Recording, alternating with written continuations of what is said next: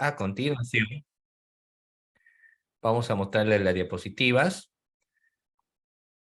Son un total de 61 diapositivas que tenemos para la clase del día de hoy.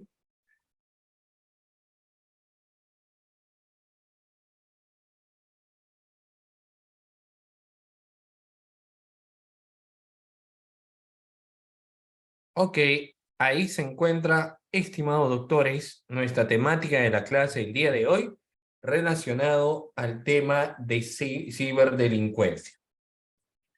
Vamos a partir señalando lo siguiente, estimados doctores. Cuando hablamos de ciberdelincuencia, ¿qué se les viene a la mente, doctores? A ver, a los participantes. Cuando hablamos de ciberdelincuencia o ciberdelito, ¿a qué se hace referencia y qué se nos viene a la mente? Porque muchos de nosotros hemos escuchado hablar pues de los delitos de robo, los delitos de hurto, los delitos contra la administración pública, el sicariato, delito de corrupción. O sea, hemos escuchado hablar mucho de estos temas de delitos, tanto convencionales y no convencionales. Pero ¿qué pasa cuando empezamos señalando, por ejemplo, los delitos informáticos?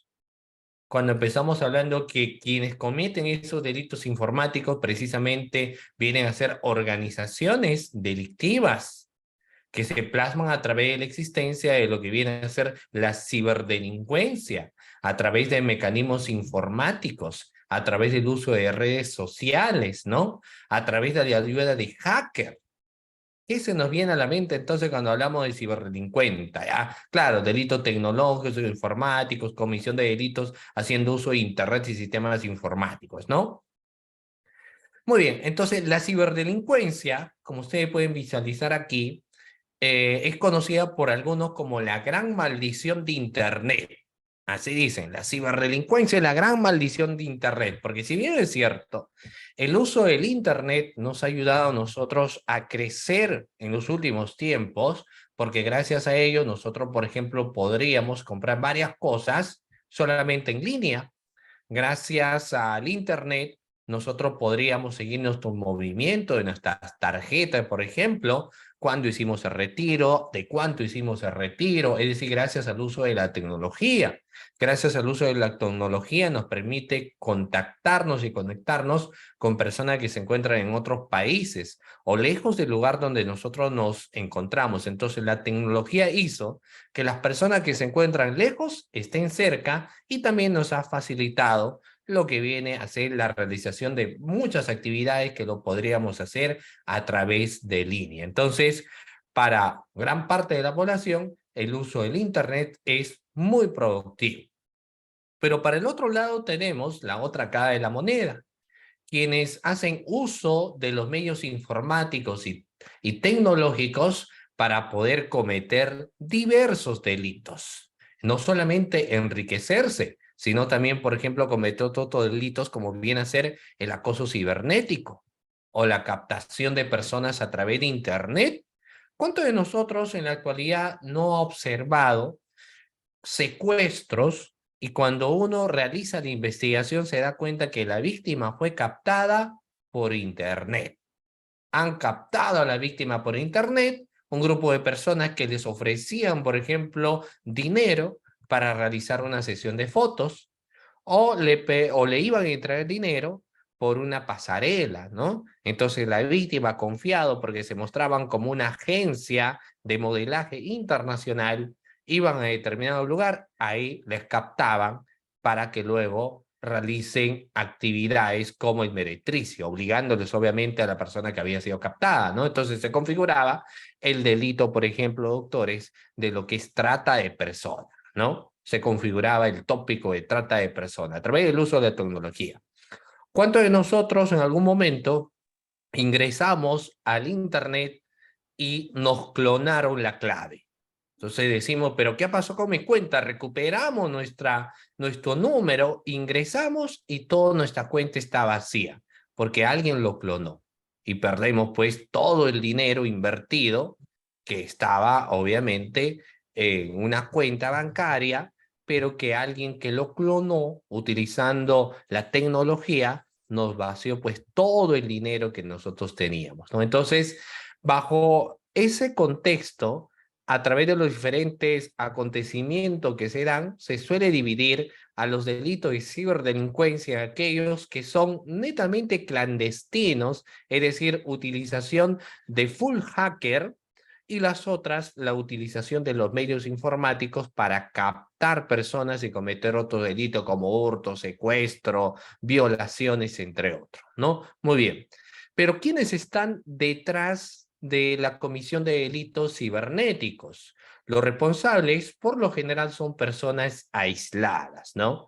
Que se han sometido y sumergido al medio tecnológico y a través de la utilización de la misma van cometiendo pues una serie de delitos. Pero no solamente son personas individuales, sino que en los últimos tiempos se ha logrado advertir que son grupos organizados. O sea, grupos organizados incluso al punto de la existencia de organizaciones delictivas que cometen delito a través de la utilización de medios informáticos, ¿no? Para ello, obviamente, no cualquiera puede en ese sentido realizar un delito informático. No cualquiera realiza un delito informático, ¿no? Porque para ello se utilizan una serie de técnicas, como la técnica del phishing o la ingeniería social y el welfare, todo tipo de acontecimientos para realizar planes siniestros, ¿no? Que dentro de ellos se conoce, por ejemplo, como los famosos hackers, ¿no? Muy bien. Entonces vamos a ver a continuación otros aspectos. ¿Qué es el ciberdelito? ¿No? Cuando se oye los términos ciberdelincuente o hacker, hemos escuchado, doctores, hablar más que de ciberdelincuencia. Hoy en día hemos escuchado hablar de los famosos hackers, ¿no? Cuando hackean, por ejemplo, las diferentes páginas, páginas estamos hablando de estados incluso también, ¿no? O de grandes empresas para vaciar toda la información que éstas tienen, ¿no? Muy bien. Entonces, vamos a ver que ello da pie a la existencia, en este caso, de increíbles organizaciones delictivas, pero de personas que manejan de forma adecuada y profesional los medios tecnológicos. No cualquiera te puede hackear porque incluso muchas de estas páginas, ¿no? Cuentan con mecanismos anti-hacker. Es decir, van asegurando sus páginas para que no cualquier persona pueda ingresar y vaciar la información que ellos puedan tener. Pero son los hackers que con sus diferentes mecanismos especializados pueden romper estas barreras y precisamente vaciar su información y posicionarse. ¿Y para qué? Uno diría, pero ¿cuál es el objetivo de los hackers de vaciar la información que ellos tienen o de bajar datos? Es que a través de ello luego se dan las otras comisiones delictuosas. ¿Cómo es esto? El objetivo inicial muchas veces es bajar todos los datos de información de las personas. Dónde viven, con cuántas personas viven, ¿no? Qué profesión tienen, etcétera, para que luego de ello empiezan a realizar llamadas. Y estas llamadas de extorsión. Entonces, obviamente, cuando uno contesta, imagínense ustedes que están ahorita en la clase, que alguien les llama y ustedes digan aló y les empieza a dar los datos de quiénes, de toda su familia, de cuántos años tiene su familia, de dónde vives, dónde has terminado, o sea, le da todos los datos. Y le señalan pues que saben toda la información de ustedes, saben el monitoreo, porque le han hecho un monitoreo, y si no les dan pues algo a cambio o no depositan a la cuenta que estos delincuentes les da, entonces sencillamente van a empezar pues a exterminar a sus familiares, ¿no? Entonces eso es el objetivo que se da en el ciberdelito también, porque existen varias cuestiones. Bajar toda la información existente para que a través de ello luego empiece la extorsión, empiecen a extorsionarlos, ¿no? Muy bien. Eh, los ciberdelincuentes suelen vender, por ejemplo, lo que son dispositivos como el malware, ¿no? En línea, que normalmente es una red oscura y comercializan esto con servicios que prueban, en este caso, rigidez de los virus, ¿no? paneles de inteligencia empresarial que controlan la implementación del malware y soporte técnico. Así es, los delincuentes contan en ese sentido con una línea de asistencia para solucionar problemas con su servidor ilegal o cualquier otro mecanismo existente. Estos son, doctores, algunos ejemplos comunes de ciberdelito. Por ejemplo, como se ha comentado, entonces los ciberdelincuentes pueden ser lobos solitarios, pueden ser organizaciones criminales o incluso elementos financiados por un país para poder hackear páginas de otros estados. Y al igual que hay muchos tipos de delincuentes, existe una gran variedad también de delitos y métodos de incumplir la ley a través de la ciberdelincuencia. El número de ciberdelincuentes en activo es a nivel mundial una cifra bastante alarmante, ¿no? Que van desde un hacker solitario que se cuela en la bolsa estadounidense, por ejemplo, hasta grupos norcoreanos con patrocinio del gobierno que propagan, pues, en este caso ya hackeos a las páginas ya de una forma masiva, ¿no? Y lo que es peor aún, ya no hace falta ser ningún experto para convertirse, por ejemplo, en un ciberdelincuente, porque ¿saben qué? Un poco de historia.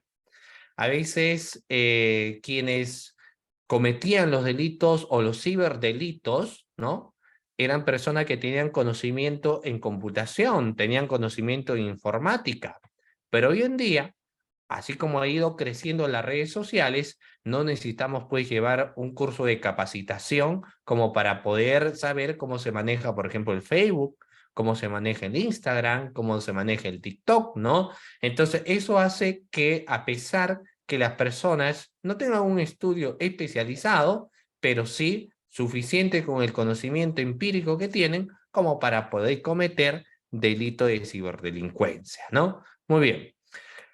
Estos son, en un contexto genérico, doctores, algunos ejemplos destacados de ciberdelitos, lo cual lo vamos a señalar a continuación. Por ejemplo, ¿cuáles son los delitos destacados? Vamos a ver. Uno de ellos, el famoso malware. Cuando hablamos de malware, estimados participantes, vamos a ver lo siguiente, ¿ya? Miren, son virus informáticos.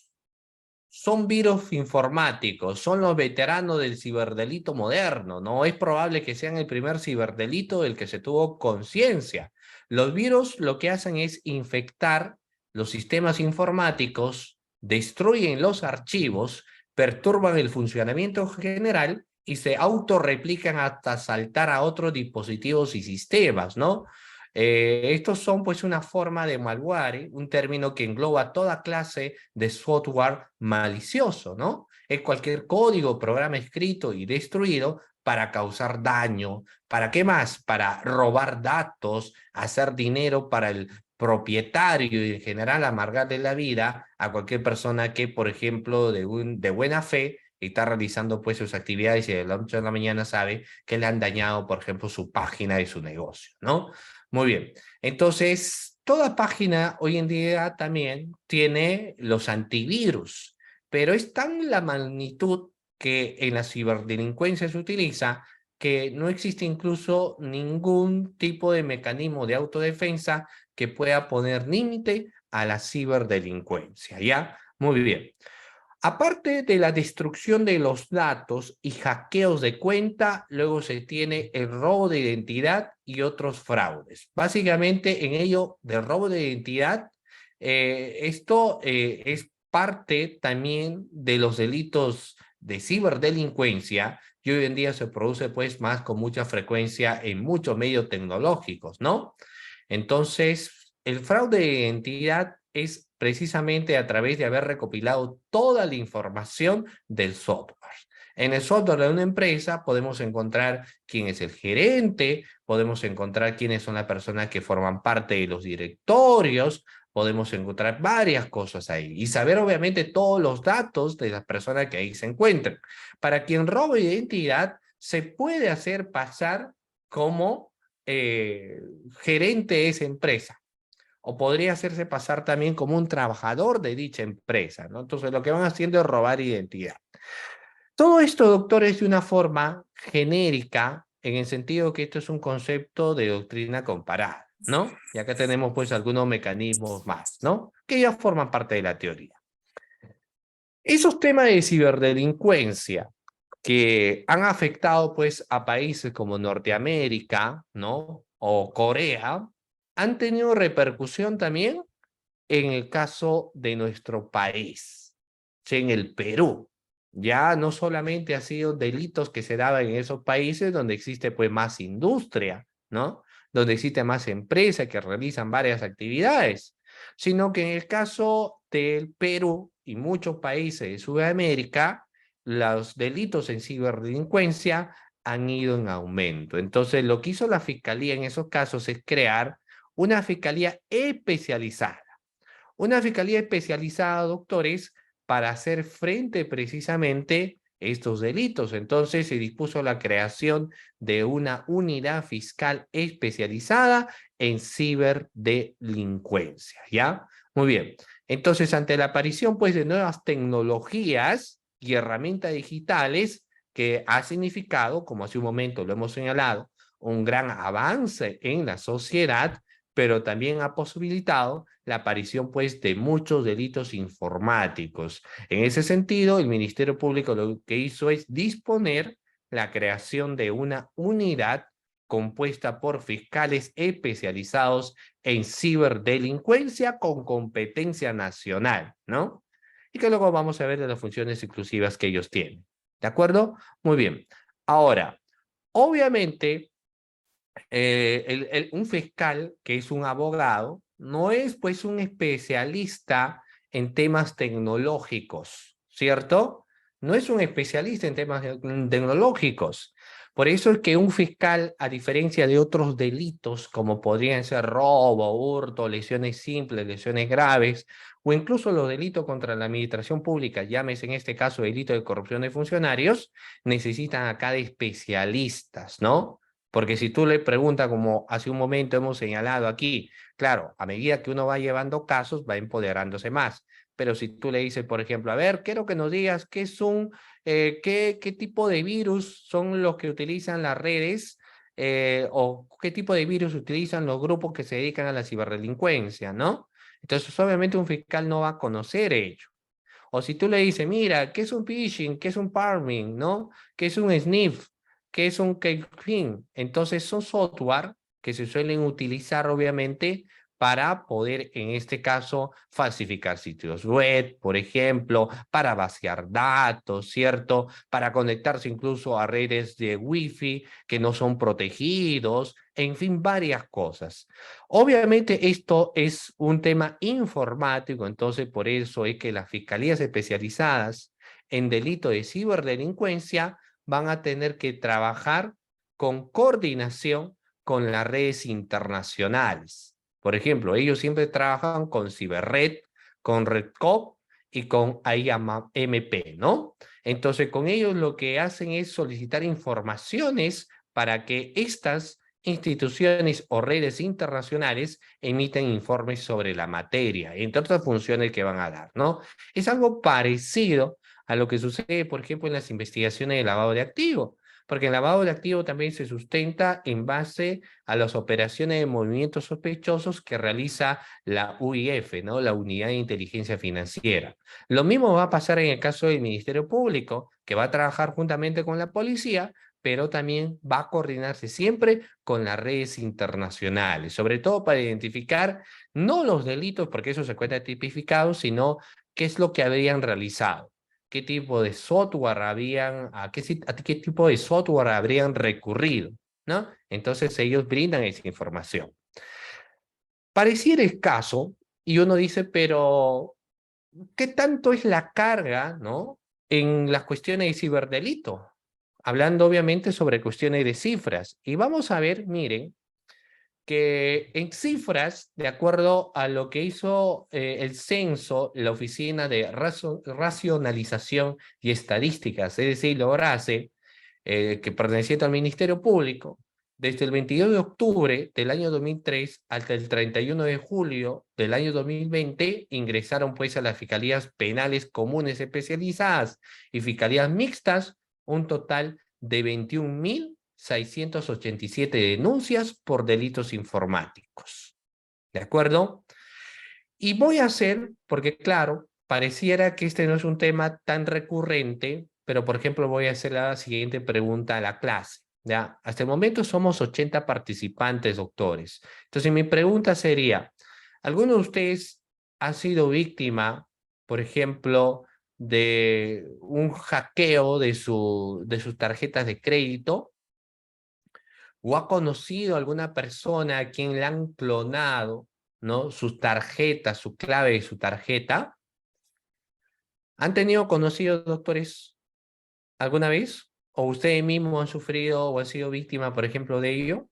¿De algún tipo de delito informático donde ingresaron pues a sus cuentas y ya no había absolutamente nada?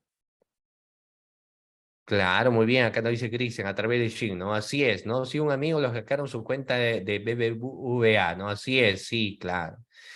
Entonces, es un tema, miren, que incluso muchos de nosotros, cuando era víctima por los años 2013 hasta el 2020, algunos denunciaban estos hechos o algunos ya lo que hacían era comunicar, pues, a lo que viene a ser las entidades bancarias para recuperar, por ejemplo, ahí sus tarjetas de crédito y tratar, pues, en este caso, de que ya no retiren fondo de sus cuentas, ¿no? Y algunos cuando sufrían, pues aquí ya el desembolso en gran cantidad de su tarjeta de crédito, lo que hacían es denunciar estos acontecimientos a las fiscalías penales, comunes, especialidades y fiscalías mixtas. Pero estas fiscalías comunes, el problema era de que no se dedicaban en exclusividad a investigar delitos de ciberdelincuencia, porque ellos también tenían que investigar otros delitos más. Entonces, no resultaba siendo tan efectiva la investigación. Entonces, por ende es que la fiscalía dijo, vamos a crear una fiscalía especializada que se dedique netamente a las investigaciones de ciberdelitos, ¿no? Entonces, esos delitos, por ejemplo, como os digo, las cifras han sido bastante grandes. Pero en el caso peruano, a diferencia de otros países, vamos a ver que estas cuestiones de ciberdelincuencia va a estar relacionado a delitos contra el patrimonio. Por ejemplo, dentro de los delitos contra el patrimonio está lo que es el hackeo de tus tarjetas de crédito y vaciarse pues todo el dinero ahí existente. Y esto constituye el 42% de casos que se da. Es decir, un total de 9.014 casos que uno podría tener pues en un año, ¿no? O en un año o incluso menos. Existe una cifra bastante alarmante. Luego tenemos los delitos contra la fe pública, y es un menor ventaja, que es un 4%, contra datos y sistemas informáticos, que va bajando también un poco, que es un 3%, y contra la indignidad y libertad sexual, que es un 2%, y contra la intimidad y el secreto de las comunicaciones, que es un 1%. Entonces, existe un gran porcentaje de ciberdelitos que se van a dar contra nuestros patrimonios. De ahí hoy en día, a manera de recomendaciones que suelen darnos, es ponerle pues patrones de seguridad. Antes los patrones de seguridad no eran como ahora, ¿no? O sea, antes los patrones de seguridad tú podías poner, por ejemplo, Felipe, tu contraseña. Hoy en día poner Felipe ya es tener una protección extremadamente baja. Uno tendría que poner mayúscula la P, luego tendríamos que poner el arroba, tendríamos que buscar el nichi, tendríamos que buscar un número, precisamente para darle seguridad a lo que viene a ser nuestras diferentes tarjetas o claves que nosotros podemos tener, ¿no? Porque un 42% de los ataques a través de diferentes medios va dirigido a nuestro patrimonio. ¿De acuerdo? Muy bien. Vamos a ver. En el caso nacional, tenemos algunos delitos que están relacionados precisamente a esta temática que estamos hablando. Por ejemplo, un delito frecuente es el que se encuentra tipificado en el artículo 2 y nos habla del acceso ilícito, ¿no? ¿Cómo nos señala la descripción de la configuración de este tipo penal?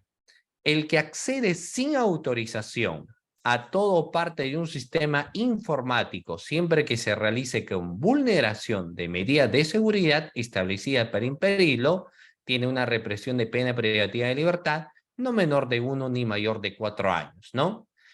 Entonces, también tiene la misma pena el que accede a un sistema informático extendiendo la autorización.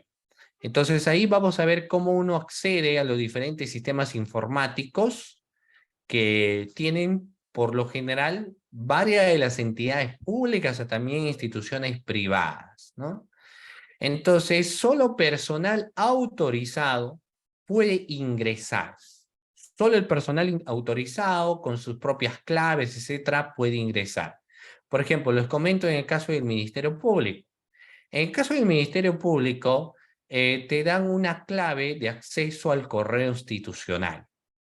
Obviamente, en el correo institucional se maneja información reservada y muy delicada que solo pueden tener conocimiento quienes forman parte del despacho. Ni siquiera los otros despachos tienen conocimiento de la información que se encuentra dentro del correo institucional. Y si una vez que por algún motivo a veces nosotros podemos olvidar, o como suele suceder con nuestro correo Gmail, ¿no? Entonces en nuestro correo Gmail, por ejemplo, nos olvidamos la contraseña. ¿Y qué es lo que pasa? Cuando nosotros en nuestro correo Gmail se nos borra nuestra contraseña, nosotros podríamos recuperarlo a través de una pregunta secreta, podríamos recuperarlo a través de nuestro número de celular, ¿no? Nos envían un código, entonces recuperamos nuestro correo. Pero ese tipo de recuperaciones son muy bajas cuando se trata, por ejemplo, de los software que utilizan, que pertenecen pues a estas organizaciones de ciberdelincuencia, ¿no? Entonces es por ello que cuando se trata de información autorizada que uno podrá ingresar a través de un correo institucional, entonces si te olvidas la contraseña no la vas a poder recuperar. La única forma será de que el mismo soporte informático de la institución te remita una nueva clave, ¿no? Y de esa nueva clave, la cual luego tú lo vas a tener que cambiar. ¿Y esto por qué? Porque cuando antes no se daba de esta forma, entonces muchas personas ingresaban a los sistemas informáticos de instituciones públicas y privadas y lo que hacían es pues vaciar información que ahí se encontraba para que luego cometieran un delito que venía a ser la extorsión también, ¿no? Muy bien. Luego se tiene el acceso ilícito. Acá nos señala el que deliberada e ilegalmente accede a todo o en parte de un sistema informático siempre que se realice con vulneración de medidas de seguridad establecidas para impedirlo. Entonces ahí la represión es de pena privativa de libertad no menor de 1 ni mayor de 4 años. Ahí tenemos ya otro problema. Porque si es que no tiene, por ejemplo, miren, por eso es que las contraseñas tienen niveles. Existe una contraseña de un nivel leve que podría ser solo tu nombre. Un nivel intermedio si pones tu nombre y un número.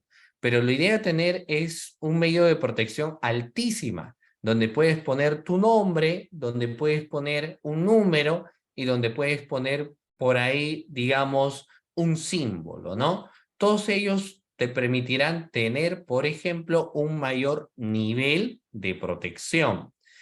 Y eso se garantizaría o garantizaría que no ingresen, ¿no?, a diferentes páginas de instituciones públicas o privadas ciberdelitos que vacían precisamente información.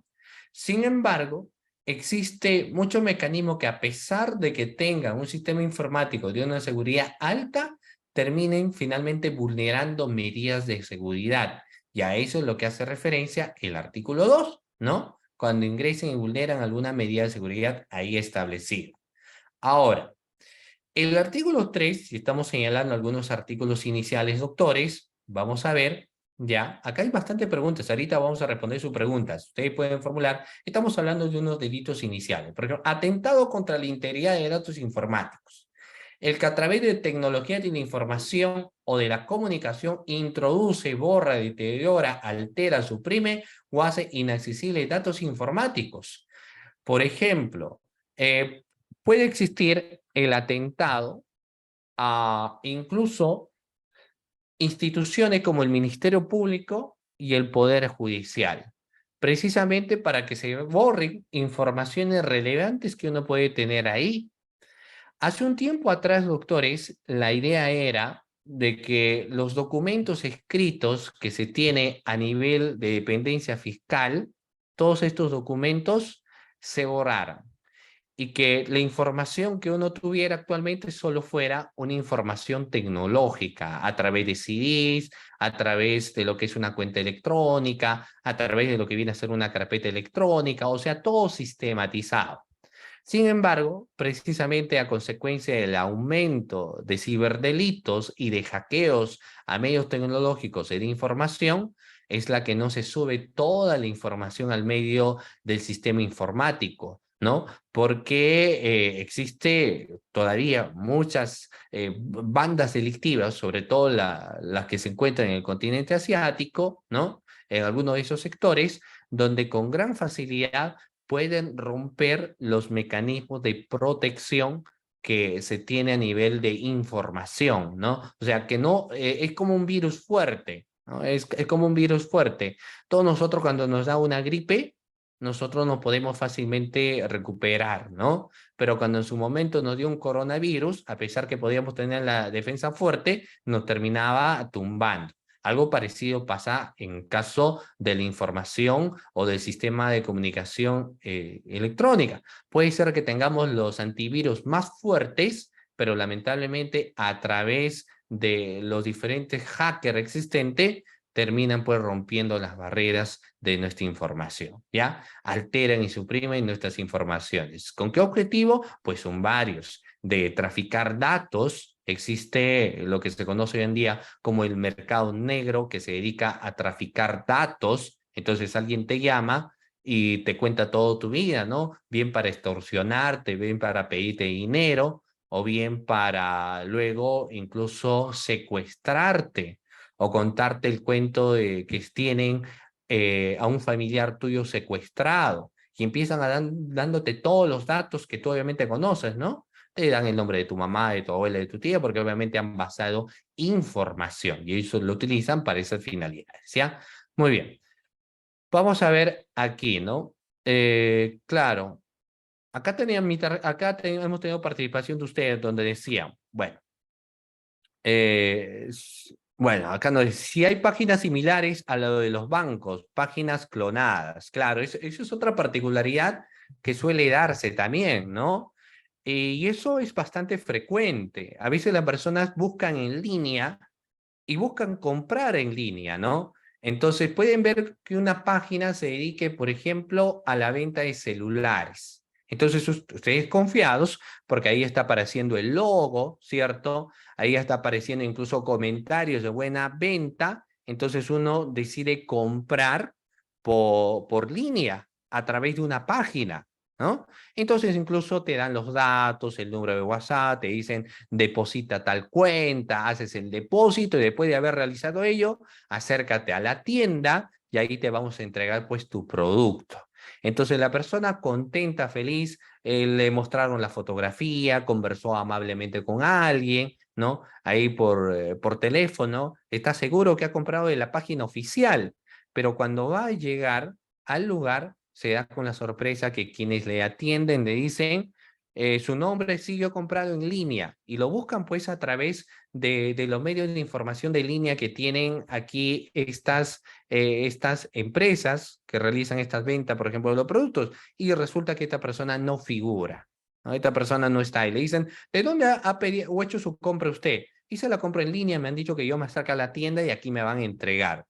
Entonces se le busca y obviamente no aparece ninguna persona con sus datos. Él dice, pero ¿cómo es posible? Le muestra en el celular de qué página compró y ahí se ve, ¿no? La misma tienda se da cuenta de que acaban de clonar su página, de que esa página no es suya, les muestra cuál es la verdadera y ahí pues se da la comisión de cómo se ha dado la suplantación de páginas. De ahí que uno tiene que ser muy cuidadoso también y no confiarse de las compras por internet, ¿no? Muy bien. Eh, Claro, dice, mi tarjeta de crédito se haga realizar un préstamo y compras por internet. Entonces ahí es el típico caso de que lo hayan clonado. Pero hay que ver, ¿no? Dentro de las tarjetas también existen las contraseñas para ponerlo en qué nivel de seguridad. Entonces, obviamente, dependiendo también ante qué tipo de delincuentes informáticos o frente a qué tipo de delincuentes informáticos nosotros nos encontramos. Porque existen muchos de que no cuentan con los mecanismos de hacker como para poder vaciarnos nuestra tarjeta de crédito, ¿no? Porque si no también a todos nosotros nos bajarían pues nuestra tarjeta de crédito y no tendríamos, o cualquier tarjeta que nosotros podríamos tener, nos vaciarían nuestro dinero, ¿no? Que ahí tenemos. No es también así, porque existen mecanismos que las instituciones tienen, ¿no? Los bancos, por ejemplo, donde dan protección también a los datos de nuestra información. Entonces, lo que a veces es ya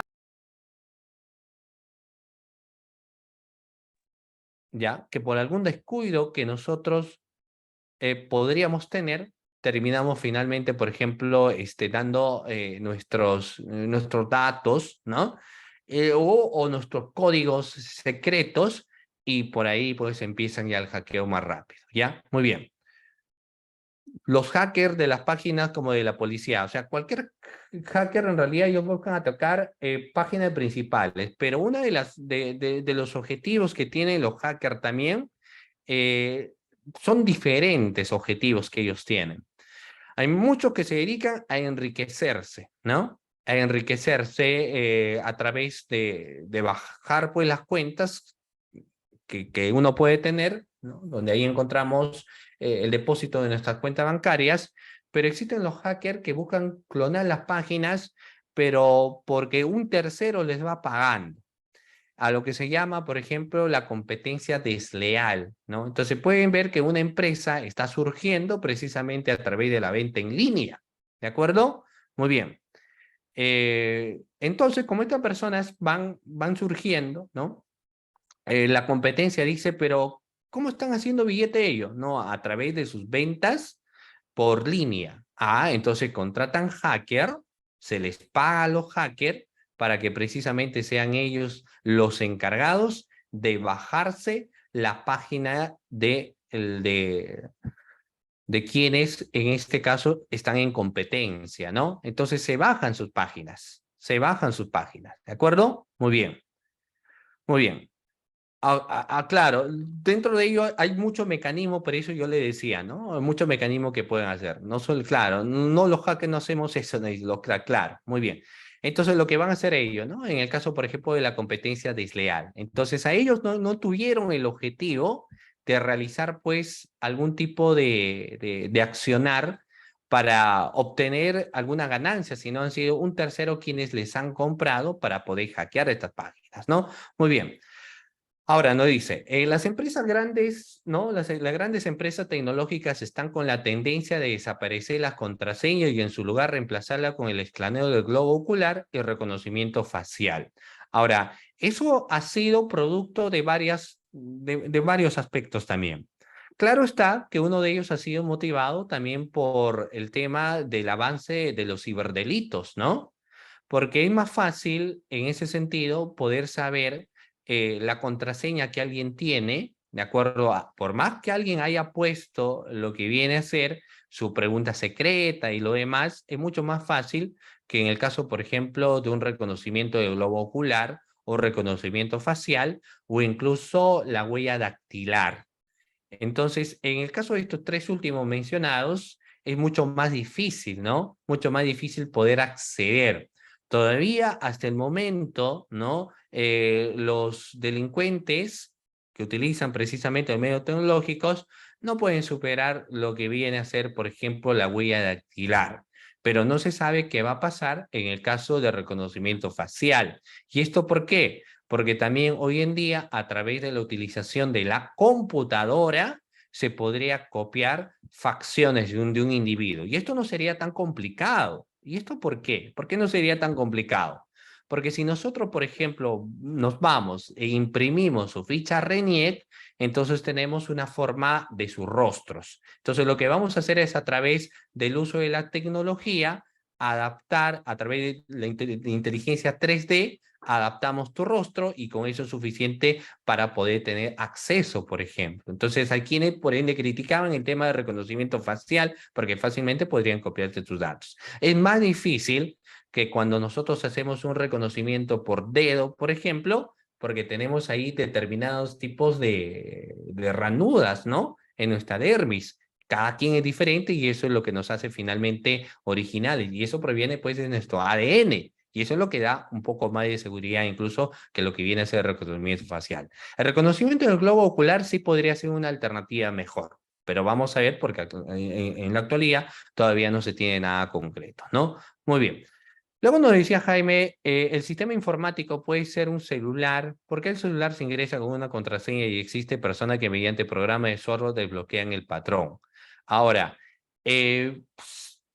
¿existen denuncias? Por supuesto que sí, en las fiscalías especializadas en ciberdelincuencia de personas que han sufrido la pérdida de un celular. O sea, no solamente la denuncia es de empresas que han sufrido, pues ahí, ¿no? El bloqueo o la clonación de sus páginas, sino que cuando alguien pierde un celular, ahí hoy en día guardamos pues mucha información, ¿no? Prácticamente las personas guardan su vida en los celulares. Porque ¿qué es lo que encontramos ahí? Primero, números de contactos, encontramos conversaciones, encontramos ahí muchas veces uno guarda contraseñas en el celular, ¿no? O dejamos abierto nuestro correo y suficiente, porque si alguien deja abierto su correo, suficiente con poder saber o ingresar o cambiar incluso también tu correo, porque como ya tienes el celular, tienes el número, entonces cierras la cuenta, ¿cierto? Envías un mensaje al celular, el celular como tú lo tienes lo admite y creas una nueva contraseña con toda la información del correo.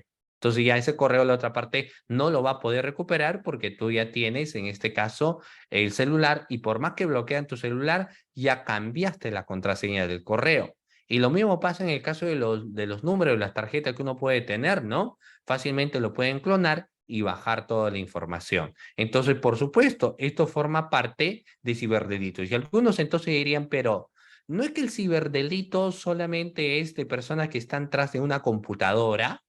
¿No es acaso que el ciberdelito solamente es quienes están detrás de la máquina y ahí empiezan a ingresar, pues, ¿no? No, sino que estas mismas personas, ¿de acuerdo? Los transeúntes podrían ser investigados por ciberdelitos porque lo que están utilizando son fuente de información, ¿no? De tarjetas, de crédito, entre otros, ¿ya?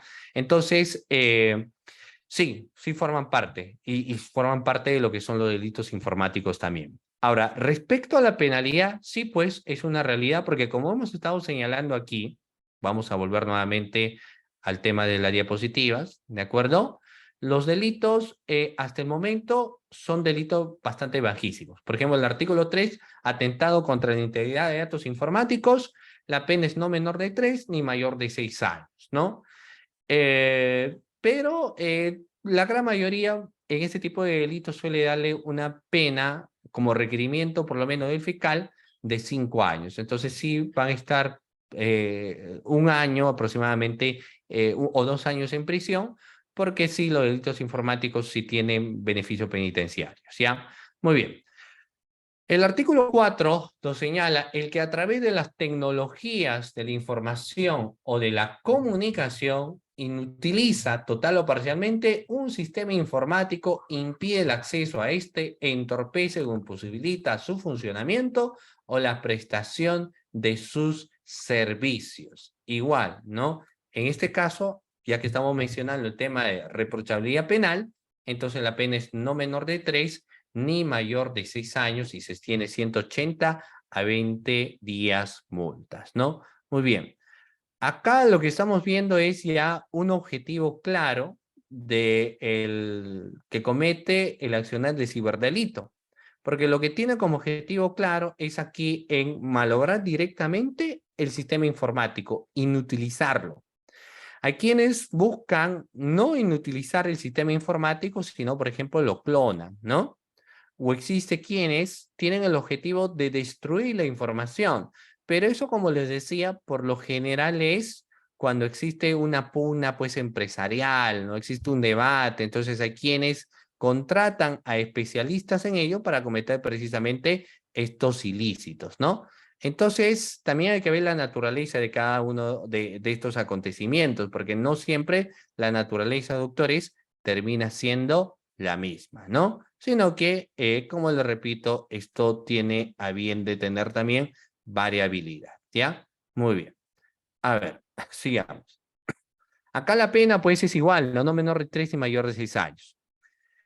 El capítulo 3, porque ustedes saben que los delitos informáticos se llevan en base a una ley, tenemos delitos informáticos contra la indemnidad a la libertad, o contra la indemnidad y libertad sexual, ¿no? Acá vamos a ver pues algunos acontecimientos como proposiciones a niñas, niños, adolescentes con fines sexuales por medios tecnológicos. Hace un año aproximadamente se hizo un estudio en el caso de los delitos contra la libertad sexual y se analizó el tipo penal de acoso.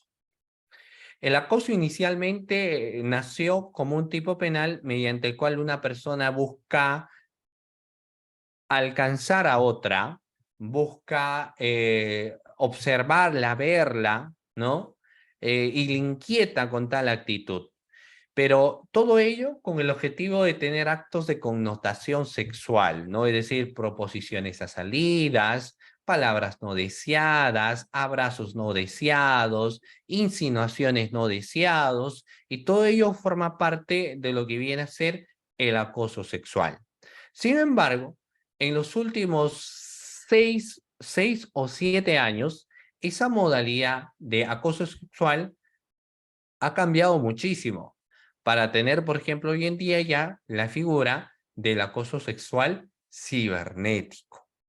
Entonces, en el acoso sexual cibernético, lo que suele suceder es que quien realiza las proposiciones utiliza cuentas falsas, ¿no? No sus mismas cuentas. Y eso ha pasado incluso también con varios docentes, ¿ah? Con varios docentes, ¿no?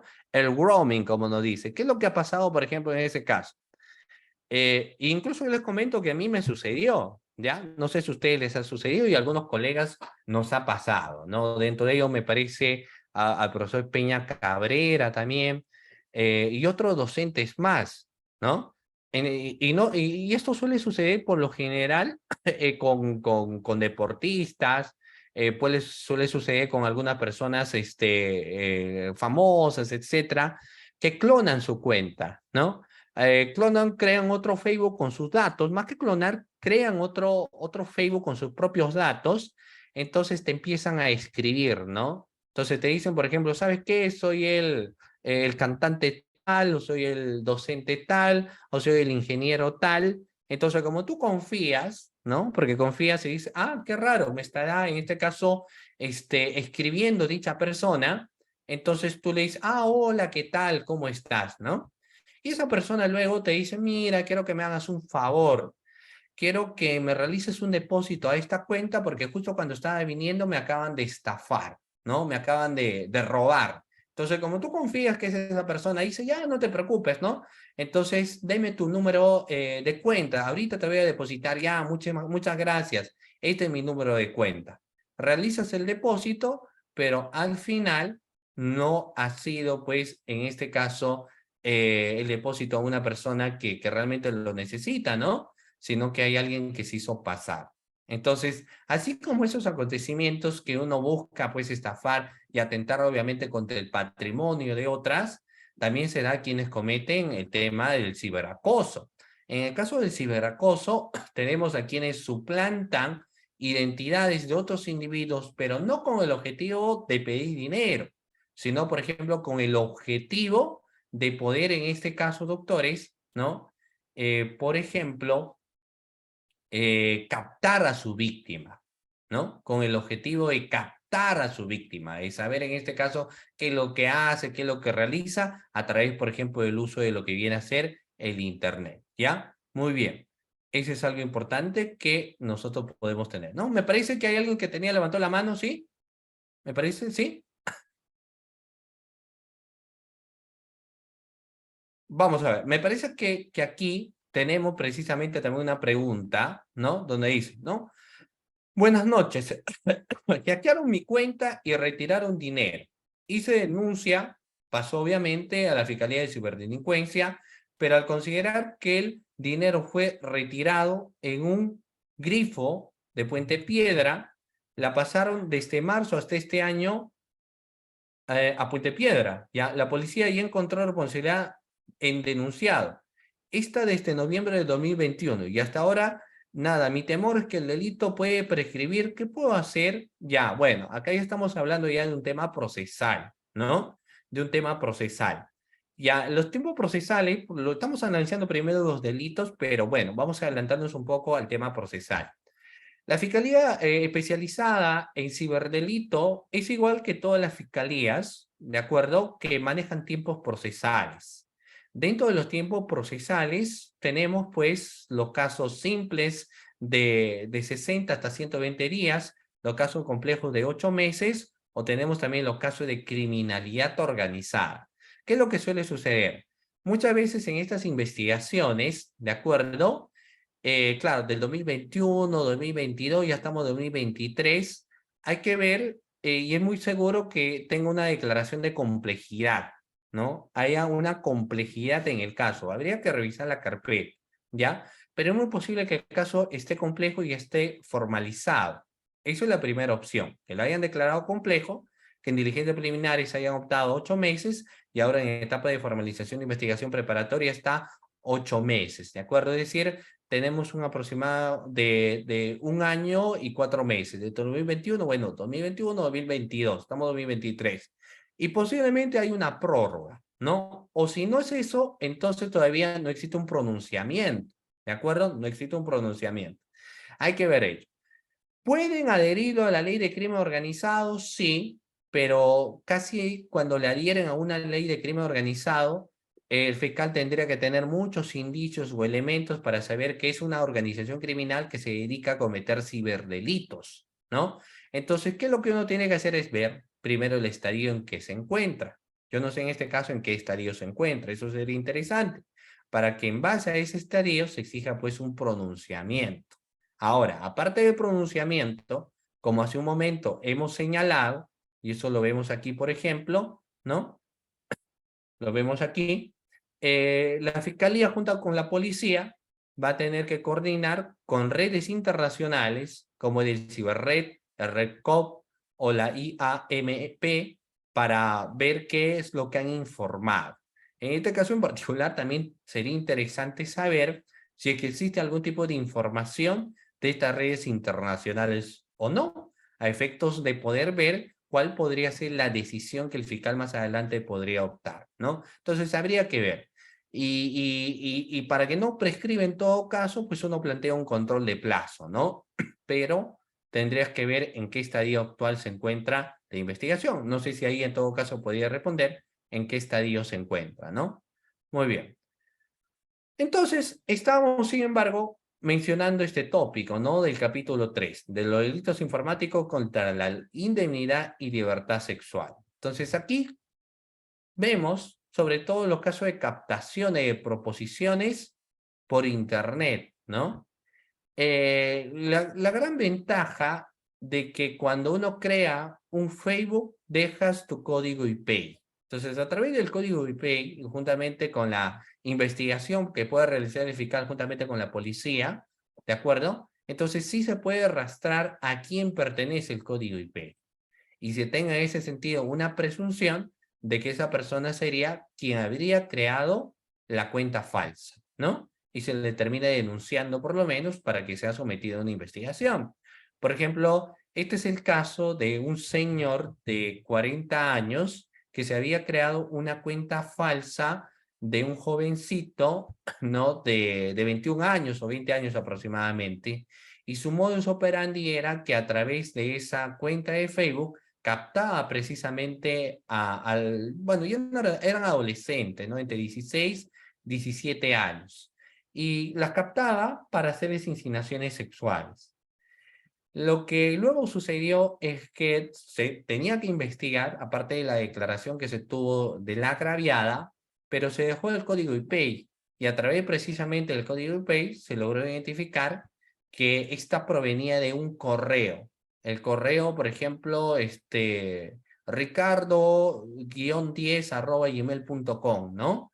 Entonces, ese correo pertenecía, digamos, a Ricardo Arias Palacios. Entonces ya se lo tenía identificado, ¿no? Se le tenía identificado. Y se tuvo que someter, obviamente, también a los mecanismos informáticos de informaciones y pericias tecnológicas para evidenciar que efectivamente le corresponde, ¿no? Y que él ha sido quien ha captado de esta manera. Entonces, el artículo 5, cuando nos habla de las proposiciones a niños, niñas, adolescentes con fines sexuales por medios tecnológicos, nos dice que a través de Internet u otro medio análogo conecta a un menor de 14 años para facilitar o obtener de él material pornográfico o para llevar a cabo actividades sexuales con él. Y la pena en este caso es privativa de libertad no menor de 4 ni mayor de 8 años, ¿no? Y cuando la víctima tiene entre 14 y menos de 18 años y medio engaño, la pena será no menor de 3 ni mayor de 6 años.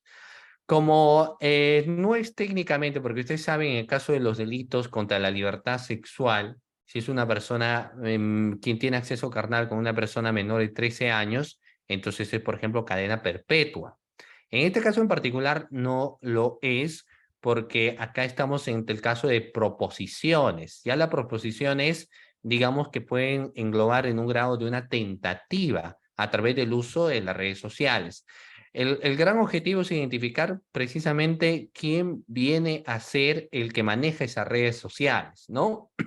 Un problema bastante interesante era el siguiente, mire, en los tiempos de pandemia, a través del código IP, ha sido más fácil poder identificar a quienes serían autores de este delito, porque en tiempo de pandemia no existía las cabinas de internet, entonces uno tenía que quedarse en su casa, ¿no? Y tenía su laptop y a través de ella podía crear cuentas falsas, por ejemplo, ¿no? Creaba cuentas falsas. Sin embargo, antes la pandemia era un poco más difícil porque muchas veces el delincuente se iba a una cabina de internet y a veces ni siquiera la cabina de internet de la radio urbana donde él vive, como para poder hacer un monitoreo, etcétera, o para poder preguntar, en fin, ¿no? Sino que se viajaba de un lugar a otro y ahí es donde creaba pues una cuenta, entonces el código IP y lo demás, o el lugar de donde se creó, arrojaban pues la existencia de un internet, ¿no? Que se dedicaba a una cabina de internet, entonces podía identificar entre las múltiples de personas ahí existentes, resultaba siendo complicado, ¿no? Lo cual no sucedió y por ende que los índices también en investigaciones, en individualización de personas que habían cometido el delito, fue más fácil durante el tema de la pandemia, ¿ya? Muy bien. Luego tenemos el capítulo 4, que nos habla de los delitos informáticos contra la intimidad y el secreto de las comunicaciones. Miren, esto es la contrapartida a lo que viene a ser la técnica especial de investigación, como es la interceptación de las comunicaciones. Pregunta, doctores, para una interceptación de las comunicaciones, ¿necesito una autorización o no necesito una autorización, doctores? Para una interceptación de las comunicaciones. Por supuesto que sí, ¿cierto? Necesariamente necesito una autorización que en este caso me tendrá que dar pues el juez de garantías. Es el único que me puede dar la autorización correspondiente. En base precisamente a dicha autorización, uno realiza dicho requerimiento y si lo declaran fundado, entonces en ese momento lo que va a suceder es que hay que hacer precisamente las interceptaciones de los números que hemos requerido, ¿no? Y en tiempo real vamos a poder saber qué es lo que están conversando, qué diálogos están teniendo, qué informaciones incluso entre ellos se van proporcionando. Entonces vamos a poder tener esa salvedad, esa oportunidad, ¿no? Y gracias a esa interceptación de las comunicaciones podemos tener eso. Pero es válidamente porque lo está autorizando un juez. Pero la contrapartida de esto, doctores, es el artículo 7, cuando hace referencia a interceptación de datos informáticos. Y es un aspecto diferente, ¿no? Lo vamos a leer para entender un poco cómo es esto de lo que es la interceptación de datos informáticos.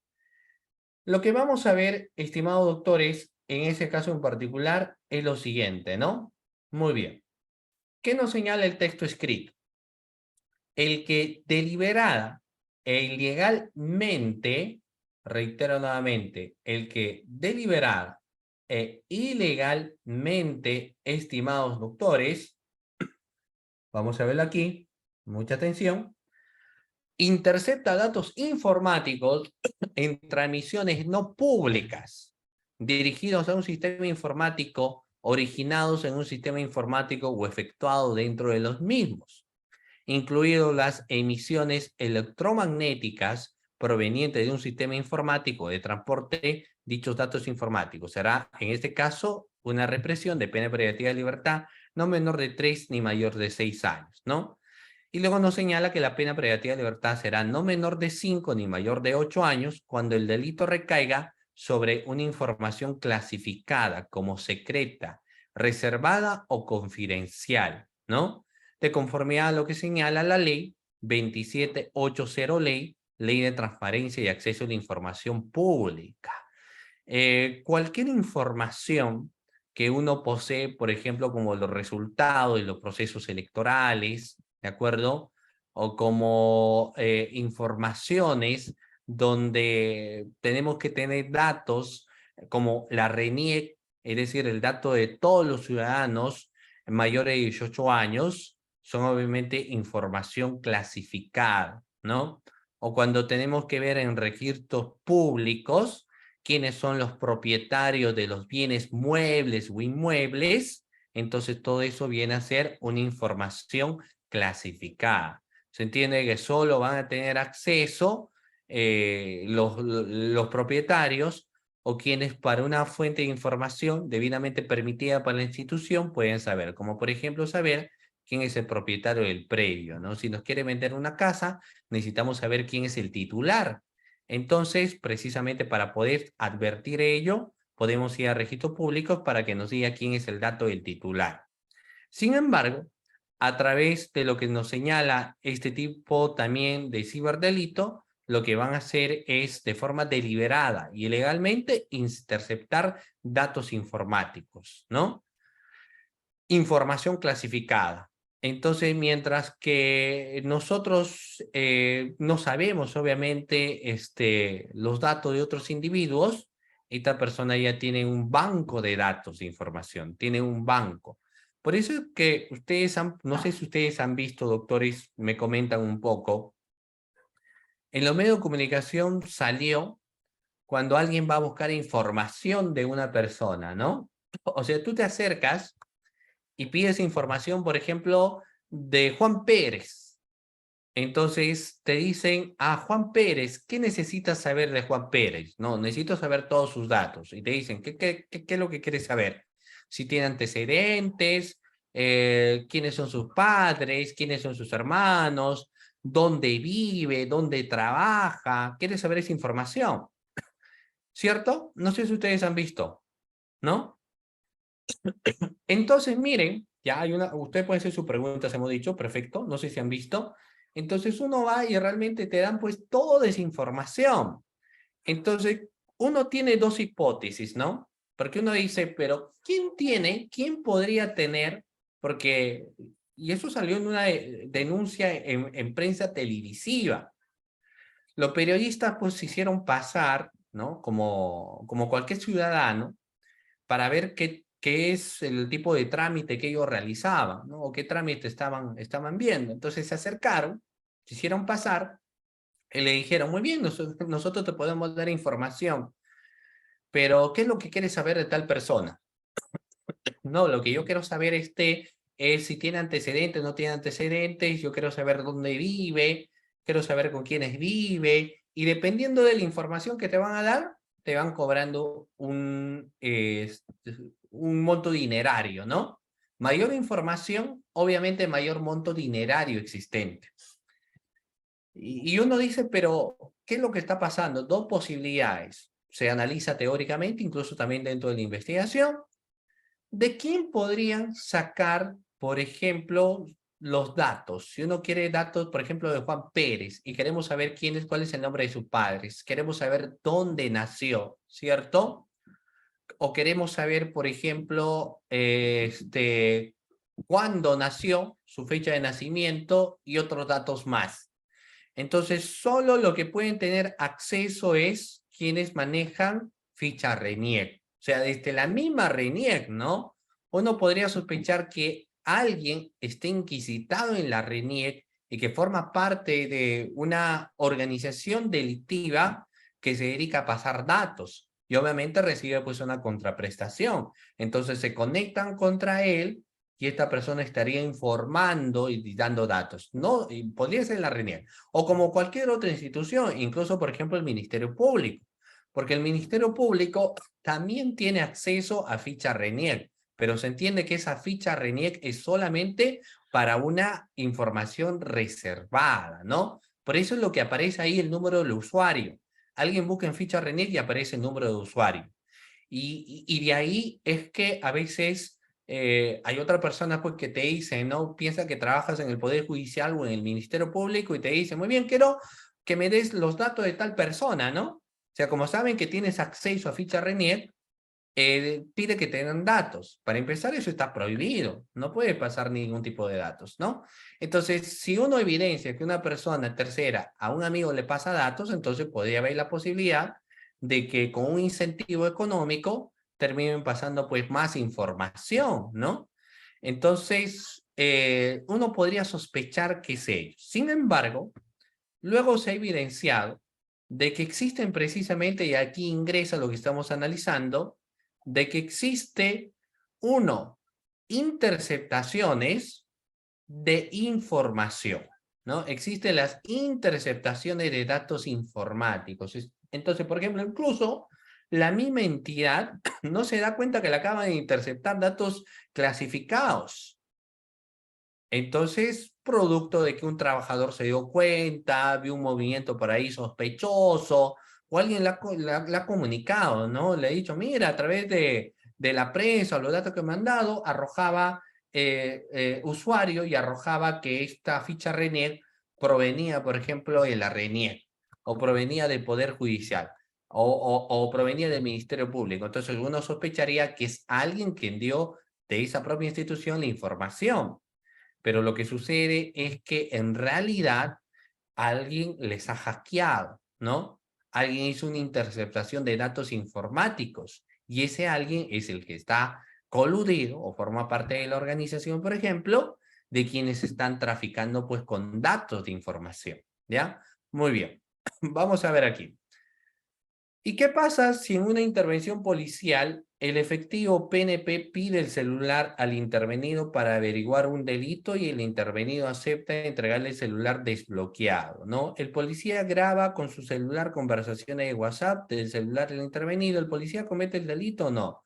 Bueno, es una pregunta que, digamos, escapa un poco de lo que es la temática de los ciberdelitos, porque esto más va relacionado a la labor de una interceptación que podría realizar los efectivos policiales, y dentro de ello, por ejemplo, el pedirte un celular, ¿no? Solo eso será posible cuando te explique la razón o el motivo. Por ejemplo, mire, si los efectivos policiales te han observado o a una persona han observado que está grabando las partes íntimas de otra persona, ¿no? Lo han visto pues los efectivos policiales, lo acaban de ver, ¿no? O que acaba de tomar fotografía, los efectivos policiales lo han visto, entonces ellos podrían en ese sentido recolectar la evidencia a través de tu celular. Entonces, obviamente, se van a dirigir solamente a la opción de fotografía y te van a tener que explicar ello, ¿no? Te van a tener que explicar que acabamos de ver que usted ha tomado fotografía, ¿no? Que usted acaba de grabar, entonces el celular va a quedar incautado. Incluso ni siquiera tendrían que verlo, ¿no? Si no, tendría que haber una incautación del celular. Solo en esos casos, pero en los demás, los efectivos policiales no podrían pedirte el celular, porque esto forma parte de tu información privada. Los efectivos policiales sí te pueden pedir lo que viene a ser, en este caso, por ejemplo, tu documento nacional de identidad, ¿no? Para ver. Y ellos, suficiente con tu DNI, te van a verificar. Entonces, que vean conversaciones, no, pues no forma parte de tu intimidad, no tendrían que ver, ¿no? No tendrían que ver. O sea, a menos que sí, es más, porque no es la forma del procedimiento. En todo caso, la forma del procedimiento es que se incaute el celular, porque se acaba de advertir, y que el fiscal lo que va a hacer es una transcripción de lo que se encuentra ahí, ¿no? Eso es diferente, ¿ya? Muy bien. La fiscalía te puede obligar a desbloquear tu celular amenazándote con abrir un proceso judicial. Ya, esa es otra pregunta que también va en concatenación con el otro. Y bueno, ¿podría estar relacionado con el tema de ciberdelito? Por supuesto que sí, ¿no? Por ejemplo, ¿qué sucede? Porque acabo, en estas redes que utilizan, por ejemplo, para traficar datos o para traficar información, no es que la persona está detrás de una computadora o de una laptop, sino que a través de su celular, porque a través del celular también uno puede bajar información de RENIEC, ¿cierto? Cuando haces tu pago, etcétera. Entonces bajas información de RENIEC, información, o incluso uno puede hacer el trámite, por ejemplo, del DNI a través de las páginas. Entonces, todo lo que la página nos da como facilidad, no es necesario que uno tenga una laptop o una computadora, suficiente con que uno tenga un dispositivo de celular. Si uno sospecha que a través de su dispositivo de celular, la persona pues está bajando, porque lo que está haciendo es acá interceptar datos, entonces lo que está haciendo es interceptar datos de una empresa, por ejemplo, y a través de ello baja información, la fiscalía va a tener dentro de ese celular uno de los objetos materiales del delito. O sea, que esta persona operaba de esta forma y ha sido el delito. Ahora, te obliga a desbloquear, pero se entiende que el Ministerio Público, aparte de eso, tiene otros medios que podrían ayudar a desbloquear también el equipo, ¿no?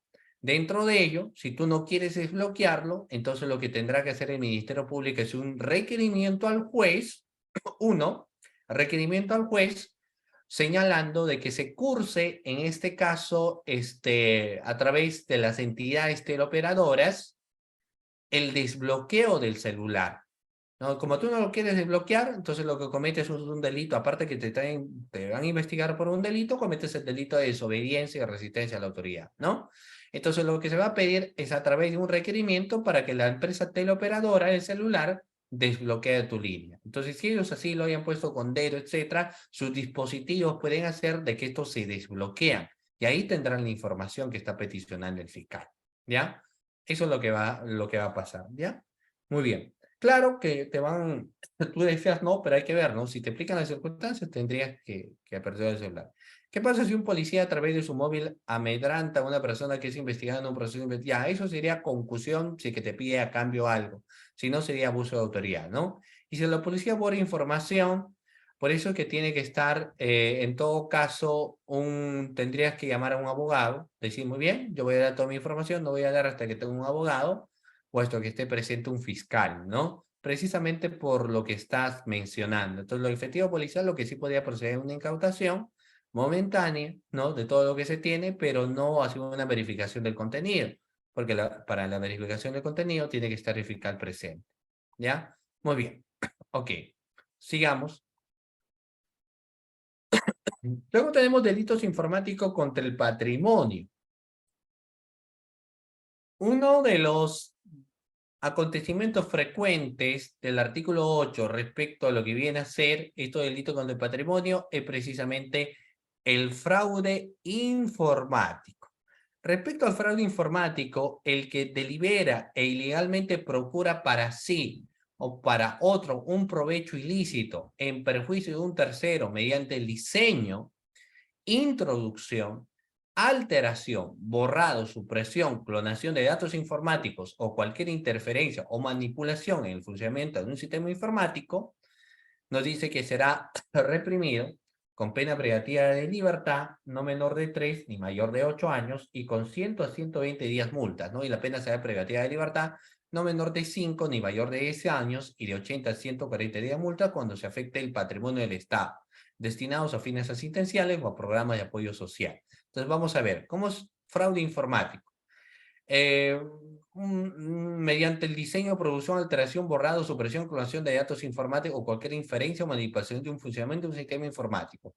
En suma, lo que nosotros podemos decir aquí en el artículo 8, de que puede darse que en una página se diga, a veces se dice, ¿no? Cualquier ayuda, porque estamos combatiendo, por ejemplo, la desnutrición, o porque en el sur del país o en el norte del país lamentablemente ha habido una corriente del niño, entonces hay muchas personas que en estos momentos están pidiendo ayuda. Hay muchas personas que están pidiendo ayuda por los sucesos o acontecimientos de la corriente del niño. Entonces, realizar tu depósito a la siguiente cuenta bancaria. Entonces, es una cuenta bancaria de la misma institución. Pero lo que hacen aquí es precisamente hacer el fraude informático porque cambian lo que viene a ser el número de cuenta. El número de cuenta que pertenece a la entidad y que con ese dinero precisamente van a, entre otras cosas más, van a comprar los bienes para darle a las personas que están en la zona de friaje. Lo que va a pasar, por ejemplo, doctores, es aquí de que solo van a cambiar el número de cuenta, ¿no? Entonces, el número de cuenta va a estar destinada a estos delincuentes que están utilizando el medio informático. A eso es lo que nos hace mención el artículo 8. Por eso es lo que nos dice, ¿no? Quien introduce, quien puede alterar, quien pueda borrar, quien pueda suprimir, quien pueda clonar datos informáticos. El ejemplo que les he mencionado es un ejemplo, obviamente, para que una persona pueda enriquecer sus arcas, ¿no? Sus arcas. O sea, pueda tener a bien de enriquecer su patrimonio precisamente a través de ese accionar que estamos mencionando en esta oportunidad. ¿Ya? Muy bien. Luego tenemos delitos informáticos contra la fe pública, y eso ya nos habla el capítulo 6. El artículo 9 sobre estos delitos lo que hace mención es la suplantación de identidad. ¿Qué se entiende por suplantación de identidad? Vamos a ver, el que mediante las tecnologías de la información o de la comunicación suplanta la identidad de una persona natural o jurídica, siempre que dicha conducta resulta algún perjuicio material o moral. Será admitido con pena privativa de libertad no menor de 3 ni mayor de 5 años. Como hace un momento ustedes lo han referido también de una manera adecuada, podemos visualizar que la pena pues es una pena bastante cortísima, ¿no? Es una pena bastante cortísima. ¿Qué opinan ustedes que las penas son bastante cortísimas? Acá hacemos un pequeño paréntesis, doctores, para escucharles también.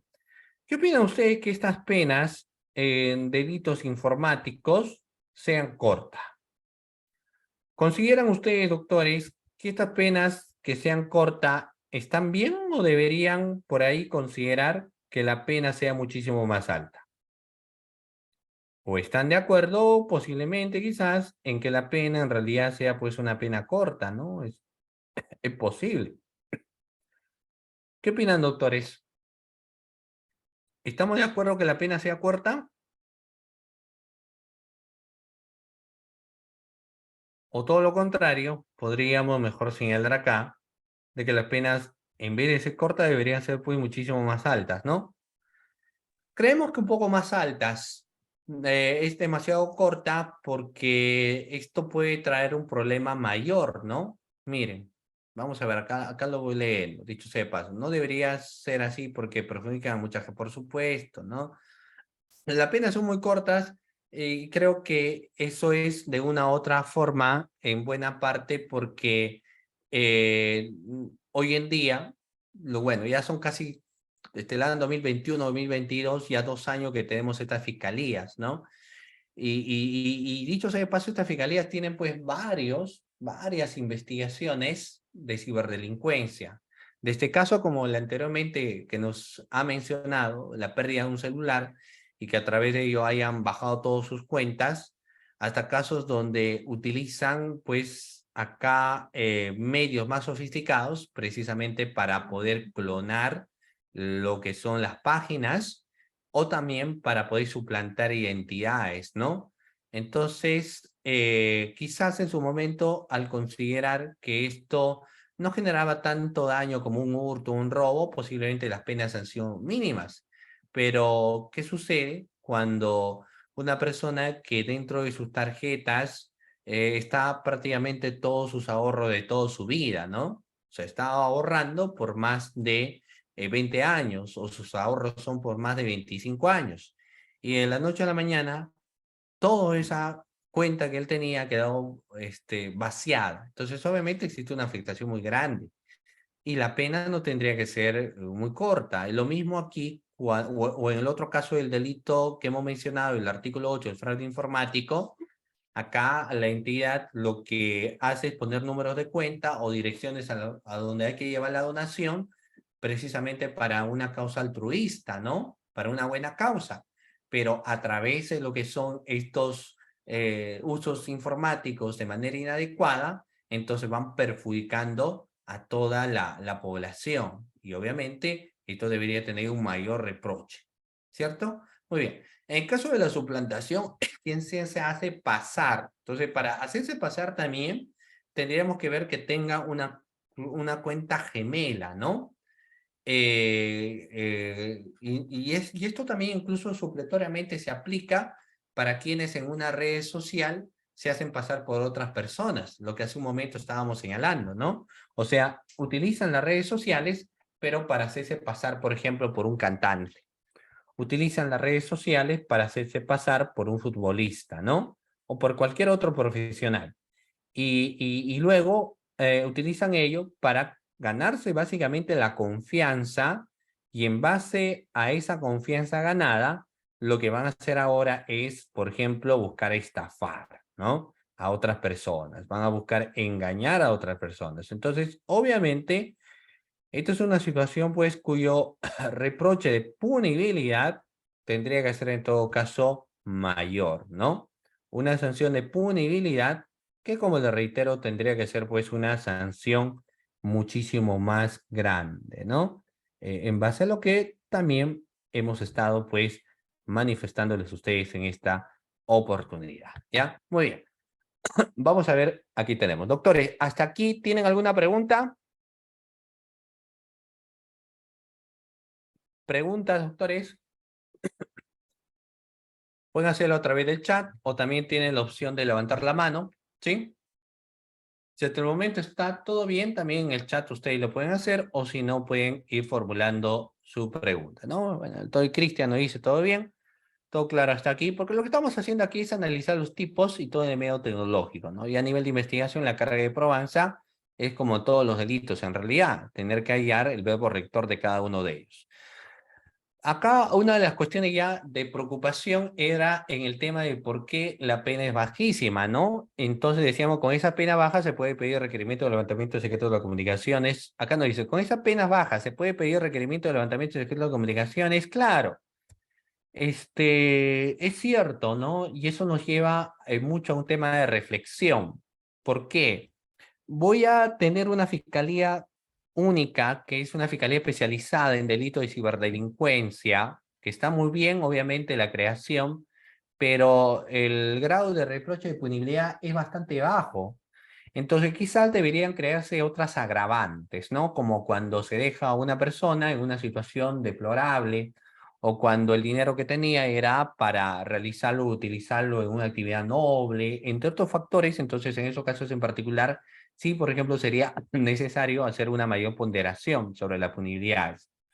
Entonces, sin embargo, a pesar que la pena pueda ser muy corta, sí, van a ser el secreto de las comunicaciones porque precisamente eso es una de las formas de investigación que uno tiene que tener para poder ver o dar con el hacker. Ahora, ¿cómo también se va a realizar la forma de investigación? Podemos utilizar el levantamiento secreto de las comunicaciones. Puede ser para ver que quien hackeaba con quiénes se comunicaba, pero primero yo tendría que hacer lo siguiente. Si yo veo que ha existido suplantación o veo que han utilizado alguna información y yo voy sospechando, de quién ha sido, porque precisamente existen datos o la forma de hackear se parece a o a determinada actividad que realiza una persona, entonces podríamos ahí recurrir más que un requerimiento de levantamiento de la comunicación, es una interceptación. Y las interceptaciones, como ustedes saben, así como existe una interceptación informática de quienes interceptan todo lo que nosotros subimos y lo tienen actualizado, entonces también puede existir una interceptación pues, de las comunicaciones. En el caso de la interceptación de las comunicaciones, de quien está hackeando, será determinante para saber si él, por ejemplo, recibe un pago y quién es el que le paga, ¿no? Porque eso sucede a veces con un tanto grado de frecuencia. O sea, quien hackea a veces lo hace porque no solamente quiere bajarse, como hemos dicho, las tarjetas de crédito, sino quiere bajarse la página, ¿no? De la competencia, o quiere alterar o modificar la página. Y lo hace ¿por qué? Porque existe un tercero que quiere aplicar una competencia desleal, ¿no? Porque eso es lo que hace, aplicar una competencia desleal. Entonces lo que está buscando, por ejemplo, es alterar y recibir un pago. Y gracias a la interceptación de la comunicación, finalmente nosotros podríamos saber y tener en cuenta quién es, ¿no? Y quién es y por qué lo hace, qué recibe a cambio y quién es la persona con la quien se estaría comunicando. Y ya cuando tenemos eso, podría hacerse un levantamiento de las comunicaciones para ver la vinculación de comunicación que podría existir, ¿no? Muy bien. Entonces, ahí vemos. Hemos visto en el caso de la suplantación de identidad, puede ser también el caso del Facebook, ¿no? Del Instagram y del TikTok. Y como yo les he estado comentando, ¿no? Hay personas que falsifican ello, pero bien para cometer el delito de acoso, uno, o bien para buscar enriquecer su patrimonio, porque lo que piden es ahí que les paguen, ¿no? O sea, piden un pago de por medio, ¿no? Muy bien. Luego tenemos pues disposiciones comunes, ya del capítulo 7, donde nos dice abuso de mecanismos de dispositivos informáticos, el que delibera ilegalmente fabrica, desarrolla, vende, facilita, distribuye, importa u obtiene para su utilización uno o más mecanismos, programas informáticos, dispositivos, contraseñas, código de acceso de cualquier otro dato informático específicamente diseñado para la comisión de delitos previstos en la presente ley, o el que ofrece o presta servicio que contribuye a ese propósito, ¿no? La pena igual aquí, bueno, es no menor de 1 ni mayor de 4 años. Pero aquí tenemos precisamente quienes crean los dispositivos informáticos, porque es como la persona, ¿no?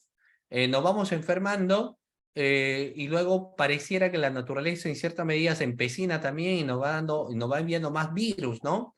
Entonces lo que la ciencia va haciendo es también va creando más antídotos para enfrentarnos precisamente a esos virus que se van creando, ¿no? Entonces tenemos los virus y vamos teniendo también los antídotos que van a hacer frente a estos virus existentes. Entonces, ¿qué es lo que va a suceder? Va aumentando este tipo de situaciones donde hay lo que vienen a ser los antivirus, pero sin embargo se van creando, se van distribuyendo, se van facilitando, se van modernizando más virus. Por ahí esto genera, por ejemplo, una utopía, ¿no? ¿En qué consiste? De que el mismo que crearía virus o formas de hackear es el que crea los mecanismos anti-hacker, es el que crea los mismos antídotos o los antivirus. ¿Qué opinan, doctores, sobre ello? ¿Será realmente cierto eso? Hay mucha posición que mencionan que sí, ¿no? Y esto precisamente porque de por medio estaría existiendo mucho dinero. Entonces, quien crea un virus para atacar un sistema operativo es quien vende también el antivirus. O quien vende un mecanismo para poder hackear algún dato de información es el mismo que vende. Existe pues por ahí, ¿no? Digamos, una especie de leyendas urbanas que mencionan que esto sería así, ¿no? Podría ser. Entonces, lo que el artículo 10 sanciona, nuevamente, a quien de forma ilegal, eso sí, porque de forma legal lo que se crean son los antivirus. Claro, a través de un estudio de los virus de los software, entonces uno dice, vamos a generar sistemas operativos precisamente para, ¿no? Eliminar estos virus a las computadoras, estos virus a las laptops. Y ellos lo hacen de forma ilegal, pero quienes actúan de forma ilegal, entonces son los que fabrican, diseñan, desarrollan, venden, facilita, distribuye, importa o obtiene para su utilización uno o más programas informáticos, ¿ya? Muy bien, vamos a ver y los leo aquí. Algunos dicen lógicamente, igual que las vacunas, igual que el C-19. Podría ser, ¿no? Pero digamos, no es nada oficial. Sin embargo, pues dentro de estos temas informáticos, como en toda la vida, también podría darse, ¿no? Es una posibilidad, pero no al 100% confirmado. Sobre ello, luego nos va a hablar sobre la cuestión de agravantes. El artículo 11 nos habla sobre las agravantes. Nos dice, el juez aumenta la pena privativa de libertad hasta en 1/3 por encima del máximo legal fijado para cualquiera de los delitos previstos en la presente ley. Pero ¿cuándo se incrementa todo ello? Y aquí yo creo que vamos a ver, ¿no? Nos dice que va a existir, el juez aumenta la pena de hasta 1/3. Entonces, si son 4, ¿no? 4, 5, 6, 7 años aproximadamente, o menos, ¿no? O 6 años podría darse. Pero ¿cuándo se incrementa la pena de alguno de los delitos? Cuando la gente comete el delito en calidad de integrante en una organización criminal. Y hoy en día hay muchas posibilidades de que cuando se comete este tipo de acontecimientos son precisamente cometidos por organizaciones criminales, ¿no? Que se dedican a cometer dichos delitos. O cuando la gente comete el delito mediante el abuso de una posición especial de acceso a la data o información reservada o al conocimiento de esa información en razón del ejercicio de su cargo o función. Eso también viene a ser una situación agravante.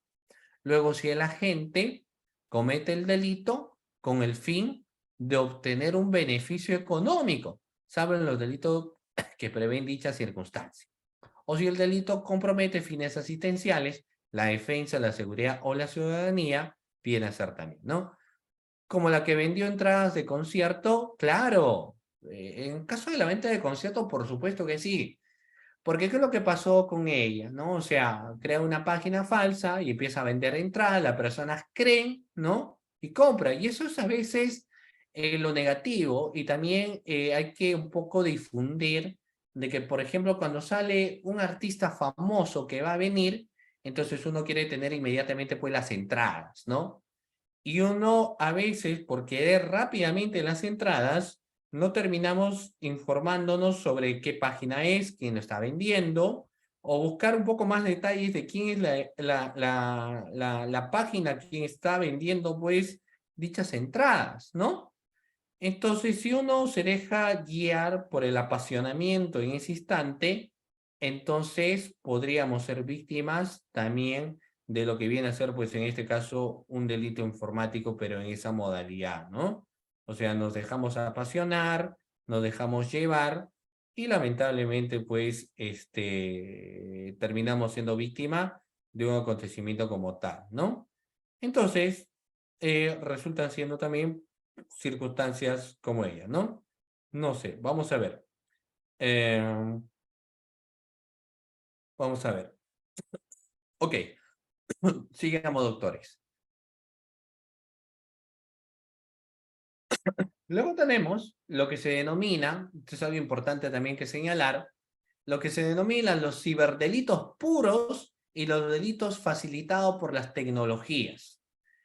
Los ciberdelitos puros o en esencia son los actos delictivos que tienen a las TIC como sujeto o blanco específico por cuanto son dependientes de las tecnologías, ¿no? Que constituyen fin en sí mismas. En estos casos, la información sería el principal bien jurídico protegido, es decir, constituye el interés vital para el desarrollo de la persona en sociedad. Eso tomemos nota, estimados participantes. El bien jurídico tutelado en los ciberdelitos es, en este caso, la información que nosotros poseamos o que tengan o que las diferentes instituciones tienen. Es información, ¿no? Y esa información que uno posee no puede ser ni adulterada, ni modificada, ni nada que se parezca, ¿no? Muy bien.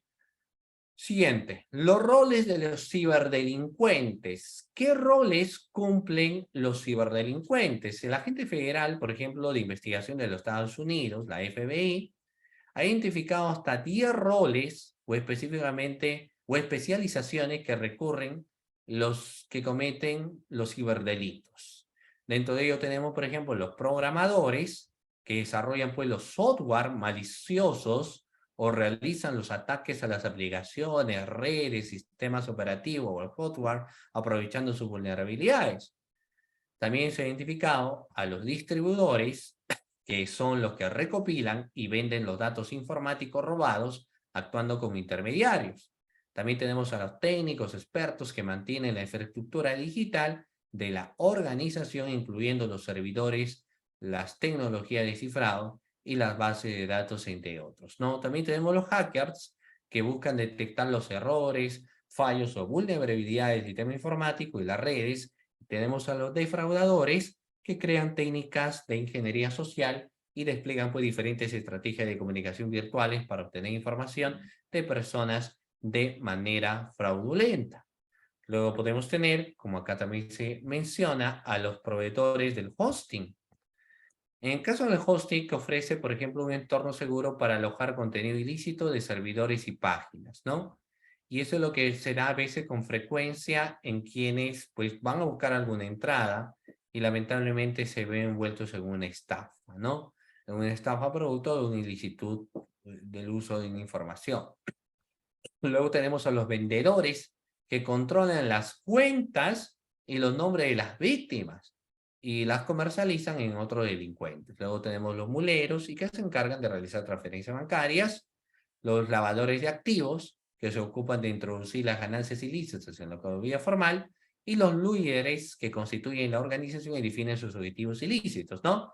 Tratándose en ese sentido de los ciberdelitos que atentan contra la indemnidad y la libertad sexual, se asignan las funciones de encontrar, de captar y atraer a los niños, niñas, adolescentes para que participen pues en un acto sexual o encontrar, crear, obtener y compartir imágenes de abuso y explotación sexual de menores de edad, ¿no? Muy bien. Pregunta, doctores, ¿cuáles creen ustedes que vendrán a ser los factores, ojo, los factores que favorecen la ciberdelincuencia?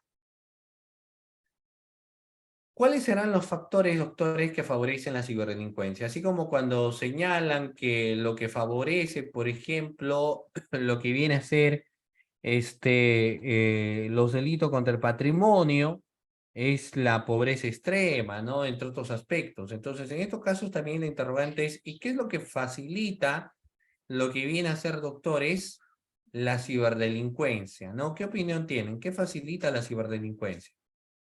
A ver, vamos a ver aquí, ¿no? ¿Qué opinión tienen ustedes? El lucro, como el caso de Cromwell Galvez, puede ser, ¿ya? Puede ser, muy bien. Pero vamos a verlo aquí. Miren, ¿qué factores favorecen la ciberdelincuencia? Primero que nada, el anonimato, ¿no? El anonimato. La persona anónimamente actúa. Es una de las estrategias más comunes y uno de los principales factores que contribuyen a la creación o al aprovechamiento de condiciones favorables para el no o su lugar de conexión, ¿no? Si bien todo dispositivo digital tiene un identificador único cuando se conecta a Internet, denominado dirección de protocolo IP o dirección IP, existen pues múltiples formas de ocultarlo e incluso simular la conexión desde otro punto. Entonces, por ende, es que a veces el nivel de la labor de complejidad que van a tener las fiscalías especializadas en ciberdelincuencia se advierte, ¿no? Porque me puede arrojar una dirección IP que no sea la verdadera. Y podríamos estar deteniendo en realidad a quien no cometió el delito de ciberdelincuencia, ¿no? Entonces habría que ver eso. Luego tenemos la Interpol, que integra 194 cuerpos policiales a nivel global, ha identificado otros 6 factores. Por ejemplo, la conectividad. Toda vez que existen cada vez más personas conectadas en línea con un bajo nivel de sensibilización e información sobre seguridad digital, ¿no? O sea, no conoce, o sea, se conectan a las redes, pero no saben que están expuestas a un hecho de ciberdelincuencia. Luego tenemos también la movilidad, que genera pues más comunicaciones, transacciones y negocios en línea sin los métodos de seguridad adecuados. Luego tenemos la interconectividad, por cuanto a la aceleración en el despliegue de las ciudades y los hogares inteligentes amplía el número de dispositivos digitales potencialmente vulnerables. O la sofisticación, que permite identificar una constante evolución en las habilidades y las tácticas de los responsables de las amenazas cibernéticas. O la falta de información sobre la magnitud, los alcances y la forma como opera este fenómeno criminal, o las investigaciones complejas y transfronterizas que implica el esclarecimiento de los hechos por parte de las autoridades. Obviamente, esto genera o ocasiona un impacto a nivel social, ¿no? Muy bien. Entonces, esto nos permite a nosotros evidenciar, pues, muchos aspectos de varia data, de varia magnitud, que nos permitirá, en ese sentido, evidenciar, pues, muchos aspectos a continuación, ¿no? Por ejemplo, ¿cuál es el impacto social que tenemos? Bueno, Venturis, patrocinador del grupo Grow, estima que los daños ocasionados por la ciberdelincuencia se han duplicado en los últimos 6 años, ¿no? Pasando de 3 billones de dólares en el 2015 a 6 billones en el 2021, cifra que equivale pues a un Producto Bruto Interno, PBI, de la tercera economía más grande del mundo. Además, este costo financiero, la ciberdelincuencia socava pues, la confianza de los usuarios en la economía digital. En efecto, las encuestas de opinión pública indican que menos de la mitad de la población mundial con acceso a Internet confían que las tecnologías mejorarán sus vidas, en buena medida debido a los problemas y delitos relacionados con la privación de los datos. Pero, sin embargo, el crecimiento de acontecimientos, como en el caso de la ciberdelincuencia, pareciera que hacen lejano todavía esta posibilidad, ¿no? Y bueno, nosotros hemos visto que existe aparte de eso una ley que netamente ve el caso de lo que viene a ser la ciberdelincuencia, pero aparte de eso también tenemos nosotros convenios internacionales. ¿De acuerdo? Muy bien. Muy bien, estimados doctores, todo este material lo vamos a estar remitiendo a través de la coordinación, utilizan para ocultar la información IPI, ¿no? Muy bien, estimados doctores, entonces agradecerles a cada uno de ustedes en primer lugar que siendo exactamente las 11 de la noche hemos tenido una jornada laboral el día de hoy, les felicito por haber estado presente en esta sesión de clase, también a quienes nos han acompañado en esta clase. Ahora, lo que sí quiero adelantarlos, es muy posible que para el mes de agosto, así estamos en coordinación, sacar un curso bastante interesante en lo que viene a ser teoría del delito, en lo que es iter criminis y lo que viene a ser concurso de delitos, ¿no? Entonces, ustedes saben que la parte general es muy importante, entonces analizar no solamente los elementos, porque a veces uno analiza solo los elementos, sino que analizar, por ejemplo, iter criminis y analizar concurso real, concurso ideal de delitos,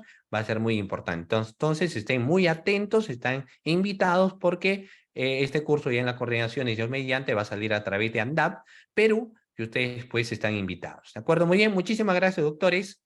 Y cuídense muchísimo y Dios mediante nos estaremos viendo en una próxima oportunidad. Doctor, muchas gracias, doctor, como siempre, por su excelente disertación. Y estamos muy contentos nuevamente de tenerlo, doctor, en nuestra institución. Y como usted hizo la invitación, vamos a estar organizando otros eventos académicos con usted. Muchas gracias, doctor. Que tenga muy bonita noche. Muchas gracias, buenas noches. Bien, estimados participantes, se les agradece por su participación y por acompañarnos en estas 2 horas en el presente evento académico. Hacerles la invitación también a aquellos participantes que aún no se han suscrito para la certificación, pueden hacerlo en este momento.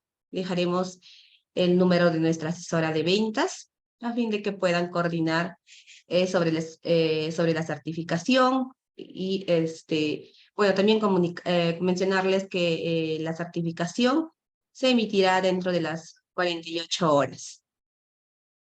Bien, en este momento voy a escribir el número de la asesora de ventas a fin de que puedan escribir y solicitar algunas dudas que puedan tener sobre el presente evento académico que acaba de culminar y otros eventos académicos y otros cursos que tenemos también, como es el día de mañana, tenemos un curso con el doctor Iván Sarabia.